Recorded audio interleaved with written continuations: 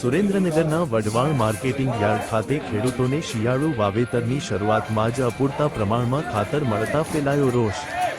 સુરેન્દ્રનગરના Wadhwan marketing yard ખાતે ખાતરના ડેપો પર ખાતરનો જથ્થો આવ્યો હોવાની જાણ થતાં ખેડૂતો મોટી સંખ્યામાં ડેપો પર પહોંચી ગયા હતા, જેથી અવ્યવસ્થા સર્જાતા અંતે ખેડૂતોને ખાતર લેવા માટે લાંબી લાઇનમાં ઊભા રહેવાની નોબત આવી હતી।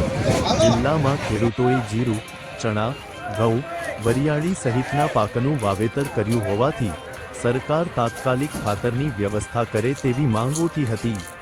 અમે 3-4 દિવસથી અહીંયા આંટા મારીશું છતાં પણ અમને મળતું નથી। અત્યારે લાઇનમાં ઉભા રહી ત્યારે 6 થેલી અમને આપે છે। અમારી જરૂરિયાત 20-25 થેલીની છે, એટલે અમને ટાઈમે ખાતર મળે એવું સરકારશ્રીને અમારી એવો વિનંતી છે કે ટાઈમે ખાતર મળે એવું કરો।